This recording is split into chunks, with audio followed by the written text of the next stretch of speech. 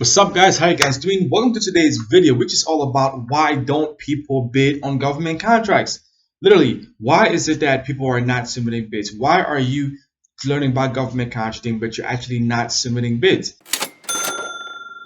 Like, remember this: if you don't submit a bid, you will never win a government contract unless you're a subcontractor, right? So why is it that most of us are not submitting bids, right? It's because we're not confident enough to actually submit a bid, right? And it really comes down to fear. You are either scared of, you're not going to do it right, or you're scared to read the proposal. You don't know how to read the proposal. You're not confident in your solution. You think the government is this big bad wolf that's going to come in here and essentially, you know, kill you if you submit the wrong bid, right? So I want to let you know, like, government contracting is not that hard. You should not be scared to submit bids. You really should not be scared to submit bids. And the reason I say is because literally it's the government's job to give out contracts to businesses, right? They're literally giving out taxpayer dollars to businesses, right? Now, all you have to do to receive some of those dollars is to submit a bid on a particular project. Now, why is it that you're not submitting bids, right? Now, before I even say that, have you already gotten registered? You found a contract. You did your market research. You found a contract that you like. You say, you know what? I can do this contract for sure. Now it's time to, submit the bid. What's stopping you, right? Well, let's go to the first step. You first have to read the proposal. Are you getting stuck reading the proposal?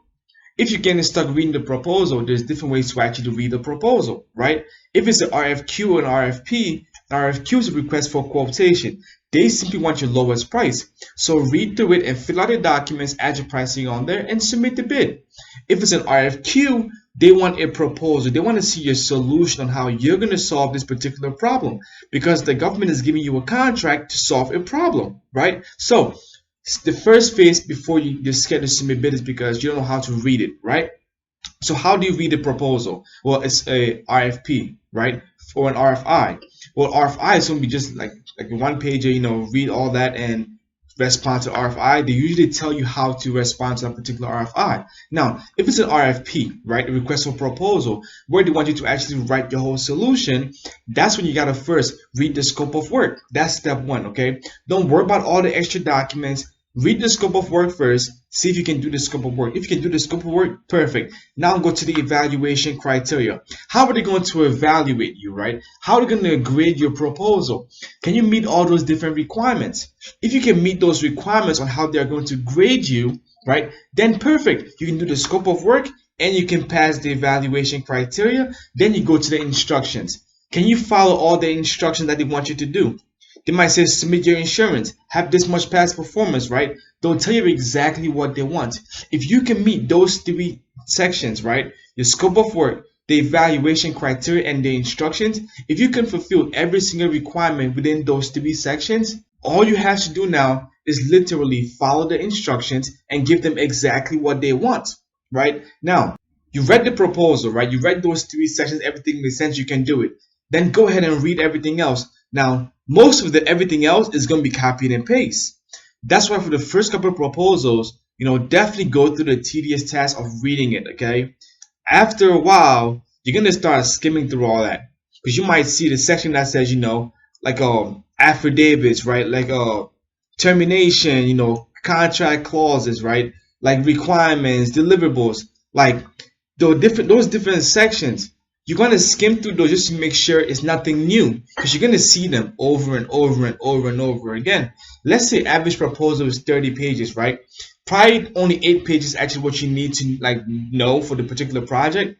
The remaining, 22 pages are going to be copied and pasted information, right? You can literally skim through all that. I would say read it a couple of times so you know what you're getting into. But eventually, after a while, you just start going, you just fast read, okay,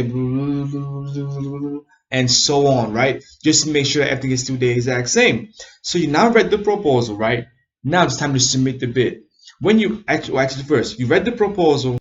Now it's time to write your solution, right? Well, first, where do you start? You gotta have a cover page, right? They're probably gonna tell you in the instructions, have a cover page. Matter of fact, they're gonna tell you everything that you need to do inside that proposal, inside the solicitation, right? So everything that you need to do for your proposal is going to be in the solicitation. So literally read the instructions. They will tell you, have a cover page, have a table of content, right? To have an executive summary. Maybe not the executive summary. I always add the executive summary just to give them an overview of who we are as a company, right? But they might say, have your technical approach, your management approach, right? Now it's all about now going in there and writing everything that they want and meeting every single requirement. You also want to create a compliance matrix. And a compliance matrix is simply where they might say you shall do this, you must do this, you will do this, you will turn this stuff in. You want to kind of write all those things down when you're reading the scope of work, right? So that when you write your proposal, you're literally checking the box. You will deliver. You will talk about your management approach. I talked about it. Perfect. Let me check that box. You will submit your insurance. I have my insurance. Perfect. Let me check that box, right? And so on. So literally, it is like, okay, worst case scenario. Okay, worst case scenario. Let's say you're absolutely terrified. Okay, just do the best you can and still submit it. Because just by submitting it, you're gonna find out, oh my God, not that hard. Because it's really not that hard. I'm trying so hard to make it so easy for you guys to go in and submit bids, but still people are not submitting bids. If you found a contract and you know you can deliver on the particular contract, just follow the directions and do your best you can to submit the bid, right? You submit the bid on time, you submit the bid, right? After it's submitted, if you win the contract, perfect, go do the work, right? Congratulations, right? You were scared for nothing. Now, if you lose the contract, request a debrief meeting. They will literally tell you why you lost that contract or why they did not choose you. And since it's a proposal, if the proposal is not the lowest price technically acceptable, which is LPTA, right? It's just a regular proposal where they want to get the best value, right? Do for the best value. Then ask them, hey, why not win the contract? Then they will tell you, hey, you were not complying here. Your pricing was too high. You didn't turn this in. You didn't turn this in. At least now you got the first one out of the way. On the next opportunities, now you know what to do, right? Literally, they're not going to hang you for submitting a bad proposal. You're literally in your own way if you're not submitting proposals. Like if you're not bidding, you're not winning, and you want to win. So go out there and start submitting some proposals, okay? I'm going to do some videos sometime in the future, probably soon, where I essentially, find a federal contract. I do that. I break it down for you guys. I also find, a state contract and I break that down for you, and a local contract and break that down for you. So look out for that, okay? Overall, submitting bids is not hard. It is literally not hard. Read the scope of work, read the evaluation criteria, read the instructions. If all those 3 sections make sense, you say, hey, you can deliver on this particular contract, perfect. Now read everything else. We usually skim through everything else, right? Overall, you read the proposal, you understand the scope of work. Step 2, start writing your contract, your proposal, right? Now, how do you write your proposal? First, have a cover page. Then you create a table of content. Your table of content is pretty much your outline, right? Now a table of content is created. Now in the actual actual meat of the proposal, right, your table of content tabs, you want to go in there and start actually writing content, right, writing solutions for those contents of those tabs, the table of content. Hope that did not confuse you, okay? What I'm trying to say is this: you're going to create a cover page, right? Create a cover page. After you have the cover page, you're going to create your table of content, right? In a table of content, there might be, let's say, 5 different lines, right, with different pages.